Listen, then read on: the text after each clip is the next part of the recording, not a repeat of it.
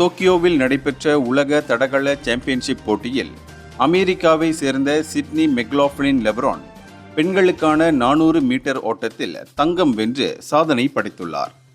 இதனிடையே மழை பெய்து கொண்டிருந்த இரவு நடைபெற்ற போட்டியின் போது அவர் 47.78 நொடிகளில் 400 மீட்டர் தூரத்தை ஓடி கடந்து 4 தசாப்தங்களில் மிக வேகமாக ஓடிய இரண்டாவது பெண்மணி என்ற பெருமையை பெற்றார்.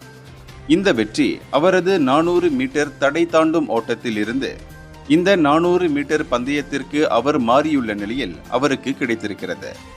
மேலும் கடினமான வானிலை நிலவிய போதும் அவர் வெள்ளிப் பதக்கம் வென்ற ஒலிம்பிக் சாம்பியன் டொமினிக்கன் குடியரசை சேர்ந்த மேரிலேடி பவுலினோவையும், வெண்கலம் வென்ற பஹ்ரைனை சேர்ந்த சல்வா இட் நாசரையும் முறியடித்து தனது ஆதிக்கத்தை நிலைநாட்டினார். மெக்லாஃப்லின் லெப்ரானின் இந்த வரலாற்று சிறப்புமிக்க செயலால் பெண்களுக்கான 400 மீட்டர் உலக சாதனை விரைவில் முறியடிக்கப்படலாம் என்று தடகள உலகில் பலர் ஊகித்து வருகின்றனர்.